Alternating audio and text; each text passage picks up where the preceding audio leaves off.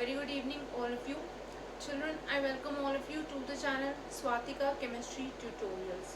So today we have a class for 11th standard and we are going to continue with the second chapter, that is structure of atom. Children, last class में हम लोगों ने start किया था spectrum और quantization के बारे में पढ़ना. Okay, we had seen what is quantization and what is a spectrum. So in the previous class we had talked about a we had discussed about a continuous spectrum in the previous class, जिसका example हमारे पास है Vibgyor, which is basically obtained when sunlight is made to pass or white light is made to pass through a prism. जब भी white light या sunlight prism से pass होती है, it divides into a band of 7 colors which are respectively Vibgyor, मतलब violet, indigo, blue, green, yellow, orange and red. तो हमने देखा था यहाँ पे सारे जो बैंड्स है वो एक दूसरे में मर्ज करते हैं, दैट इज वाई इसको हम बोलते हैं कंटिन्यूअस स्पेक्ट्रम.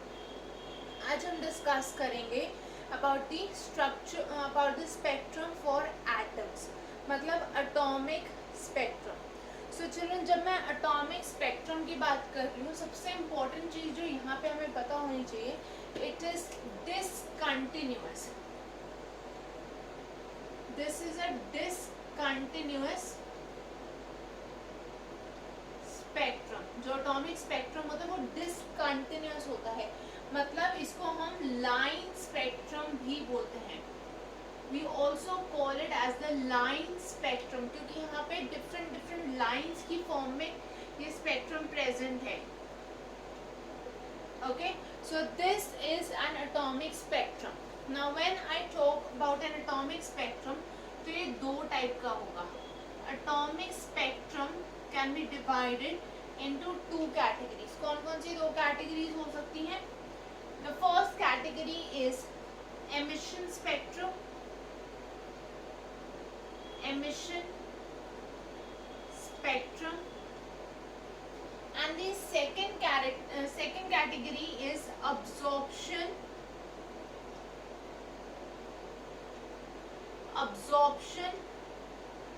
spectrum. So जब भी हम atomic spectrum की बात करेंगे तो we have two categories, emission और absorption spectrum. अब चिल्ड्रन हम वन बाय वन इनको डिटेल में डिस्कस करते हैं, then we will talk about the differences between these two. So let us first talk about the emission spectrum.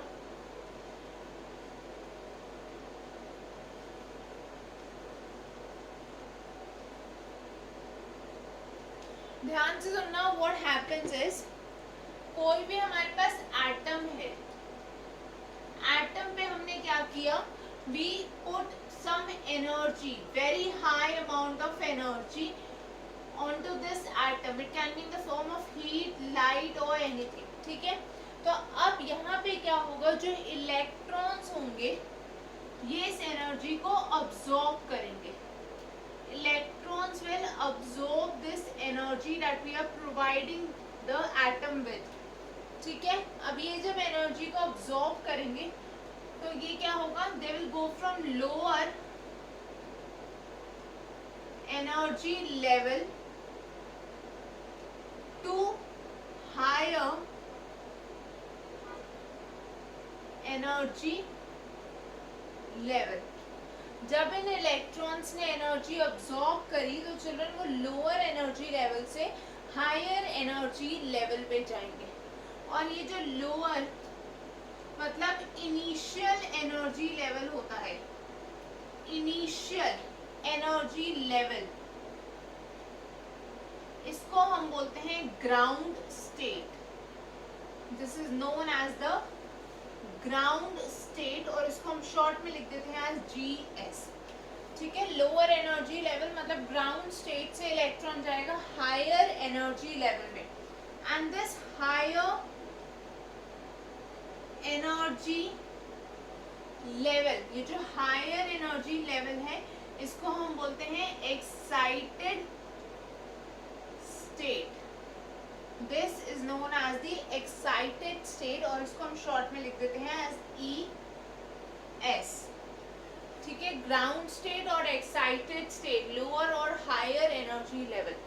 Now what happens is, क्योंकि higher energy level जो है that is unstable, so the excited state or the higher level is unstable in comparison to the ground state or the lower energy level which is stable. ठीक है, ground state stable है और excited state unstable है, इसलिए ये जो electron energy absorb करके higher level पे गया था, now it comes back to the original level that is the ground state. So it comes back from the excited state to the ground state and in this process energy gets emitted.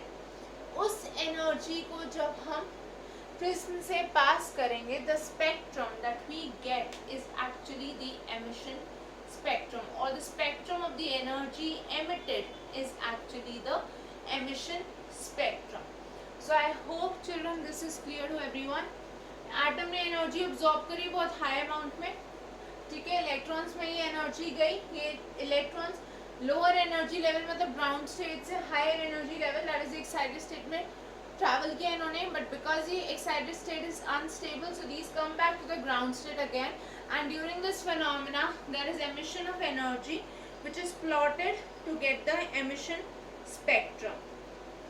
Now this emission spectrum, okay, जो भी ये emitted radiation है, ये जो emitted radiation है, जब इसको हमने पास किया, passed through a prism, तो हमें जो मिला that is the emission spectrum. ठीक है, तो यहाँ जो हमें मिल गया that is the emission spectrum. Now children, this emission spectrum consists of bright lines on a dark background. ठीक है, एटम के लिए जो emission spectrum होगा,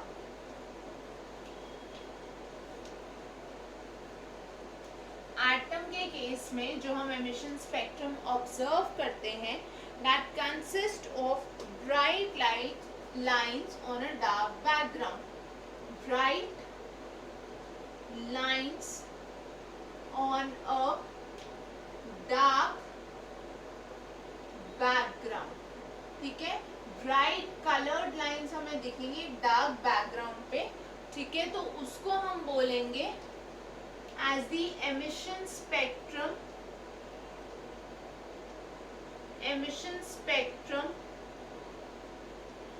of atoms. ठीक है, ये atoms का emission spectrum हो जाएगा.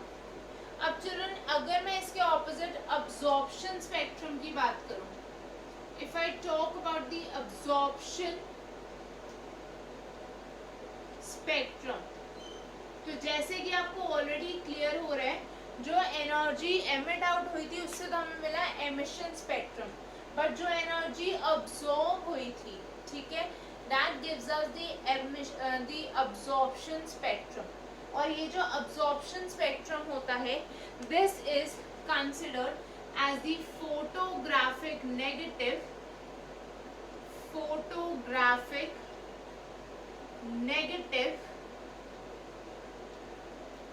of emission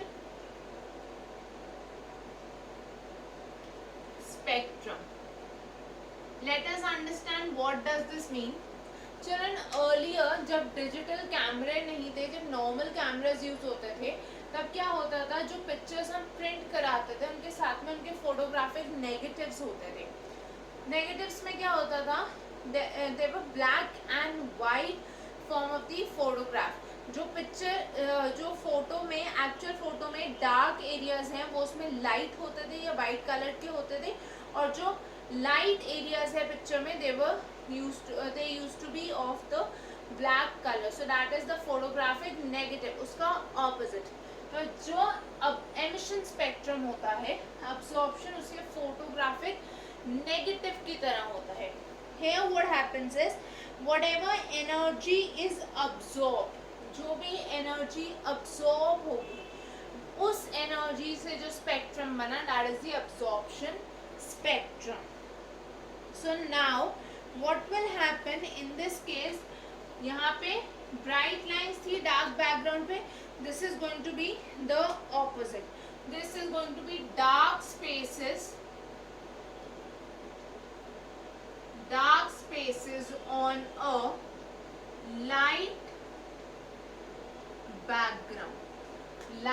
background पे dark spaces होंगी यहाँ पे, as opposed to the emission spectrum of atoms. अब चिल्ड्रन इनकी जो स्टडी होती है, इन स्पेक्ट्रा की जो स्टडी होती है, that is known as spectroscopy. So what is spectroscopy? Spectroscopy, this is what, this is the study of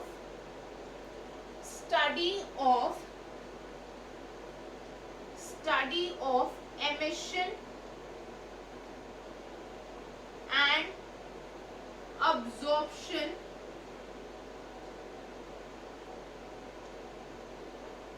spectra. जो अब्जॉर्प्शन और एमिशन मतलब एटॉमिक स्पेक्ट्रा की स्टडी होती है, that we call as the spectroscopy. Now children, a very important point to be kept in mind is that जो spectra होता है, atomic spectra, that is like the fingerprint of any element. हर एक atom का या हर एक element का एक individual spectra होगा, atomic spectra. So that represents its fingerprint. Like we all have different fingerprints. हम में से किसी का भी fingerprint किसी और के fingerprint से match नहीं होगा. Similarly, किसी भी दो elements का atomic spectra cannot be the same. इसलिए they are regarded as the fingerprints of elements. So we can write down this point.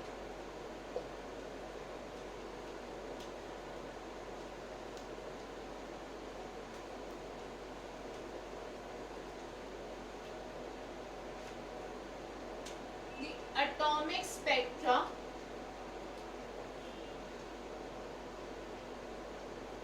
is unique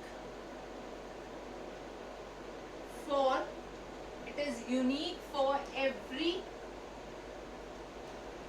element. ठीक है, हर एक एलिमेंट के लिए ये बिल्कुल यूनिक है, and that is why it is referred as the fingerprint of elements. इसको क्या बोलते हैं? We call it as the fingerprint of elements. Now children, we need to talk about a very important element in terms of its atomic spectrum. हमें इस chapter में जो spectra discuss करना है, that is for the hydrogen atom. So we are going to discuss the spectrum of hydrogen atom. अब होता क्या है, हमारे पास है hydrogen molecule. Okay, we have H2 molecule. इस पे हमने पास किया इलेक्ट्रिक डिस्चार्ज. ठीक है, हाइड्रोजन एटम मॉलिक्यूल पे हमने पास किया electric discharge at a low pressure. So what happens is the molecule breaks down into two hydrogen atoms. ठीक है, यहाँ पे दो हाइड्रोजन एटम्स बन गए इस मॉलिक्यूल से. Now these atoms, these absorb energy. ठीक है, इन्होंने एनर्जी अब्सॉर्ब करी. ये कहाँ गए? हायर लेवल पे गए, मतलब ground state to excited state. ठीक है, अभी हमने देखा था ग्राउंड स्टेट से एक्साइटेड स्टेट पे जाएंगे तो एनर्जी अब्सॉर्ब होगी. Then they come back from the excited state to the ground state. तो यहाँ पे जो हमें स्पेक्ट्रम मिला वो हमें पता है क्या था? Emission spectrum. ठीक है, so we get the emission spectra when these atoms they lose their energy and come back from the excited state to the ground state. So for hydrogen we are going to discuss its emission spectra.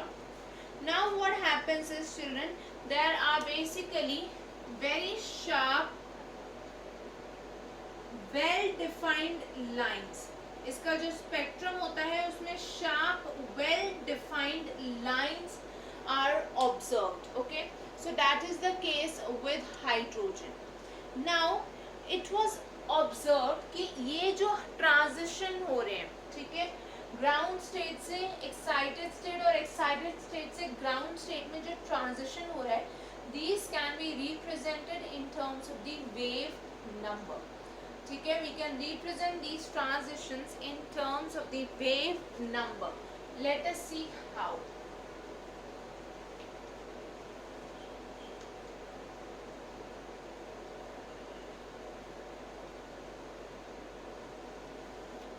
In transitions को इनके wave numbers के basis पे हम show कर सकते हैं by using the formula nu bar, जो आपको पता है वेव नंबर होता है, ओके, इक्वल टू 109677 1 बाय, ठीक है, 109677 क्यों, अभी I will tell you, 1 by 2 square minus 1 by n square. And since we are talking of wave number which is the reciprocal of wavelength, so unit हो गई centimetre inverse. ठीक है, 109677 into 1 by 2 square minus 1 by n square upon centimetre inverse.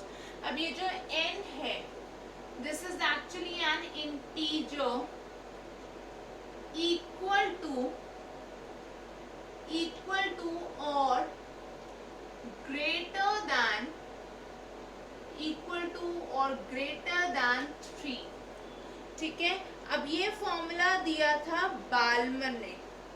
So Balmer gave this formula and the series जो हमें यहाँ से मिलेगी that is known as the Balmer series.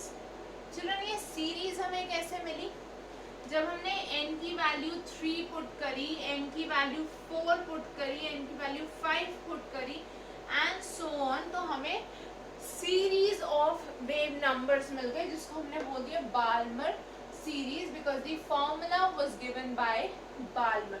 So this involves the transition from the second state, ठीक है, second energy level से जब series हम ऑब्टेन कर रहे हैं तो उसको हम बोल रहे हैं बाल्मर सीरीज. नाउ रिडबर्ग ने इसी फॉर्मूला को थोड़ा सा जनरलाइज किया. Rydberg actually generalised this formula. कैसे जनरलाइज किया, nu bar is equal to 109677 1 by n1 square minus 1 by n2 square centimetre inverse. Rydberg ने ये जनरल फॉर्मूला प्रेजेंट किया where n1 would be 1 2 3 and so on. ठीक है, n1 की value 1 2 3 so on, मतलब कोई भी होल नंबर हो सकती है. Whereas the value of n2 is going to be greater than this, तो n2 हो जाएगा n1 plus 1.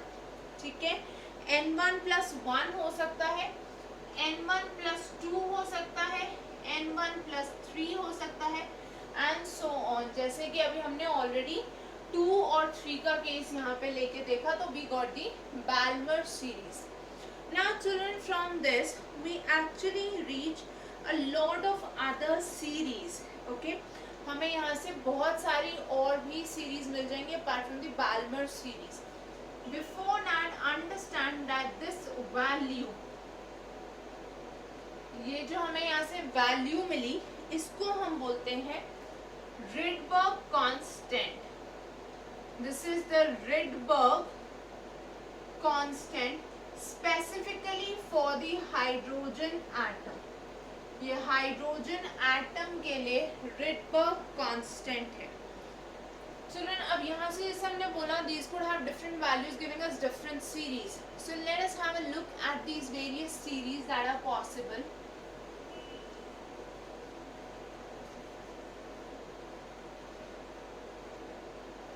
We know n1 और n2 है हमारे पास. अगर n1 1 है तो n2 has to be greater, so this could be 2 3 anything so on. अगर ये 2 है तो ये हो जाएगा 3 4 so on. If this is 3, then this would be 4, 5 and so on. If this is 4, तो ये हो जाएगा 5, 6, so on. If this is 5, this would be 6, 7 and so on. Right? Also, if this is 6, so this will be 7, 8, 9, 10, whatever. Right? So children, these give us different series known as Lyman. In series के क्या name होंगे? Lyman. ये अभी हमने already देखा. When n1 is 2, the series is known as Balmer series. This is Balmer. This is Paschen.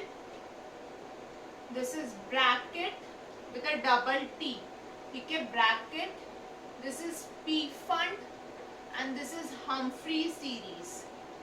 तो ये various series के names हैं depending upon the values of n1 and the corresponding values of n2. So children, the first series lies in the ultraviolet region. ठीक है, जो Lyman series है that is a part of the ultraviolet region. Balmer जो हमने first series देखी, it was that lies in the visible region. ठीक है, Paschen, Brackett और Pfund तीनों ही infrared region को belong करती हैं. These series, Paschen series, Brackett series and Pfund series belong to the infrared region, whereas the Humphrey series belongs to the far IR region or far infrared region. So these are the various possible series for the hydrogen atom. Children, I hope this is clear to everyone.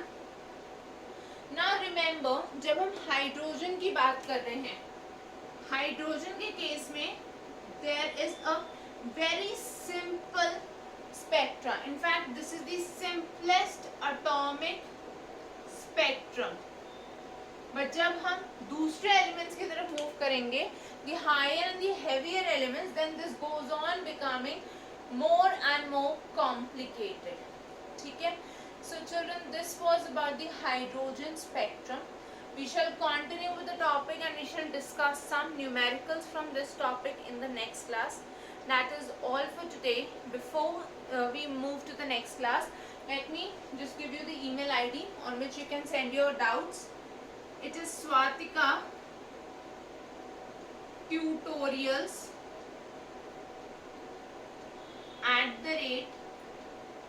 @gmail.com. तो इस email ID पे या comment section में अपने doubts post कर सकते हो. Next class तक don't forget to like, share and subscribe to the channel and also ask your friends to subscribe. That's all for today. See you all next time. Thank you everyone.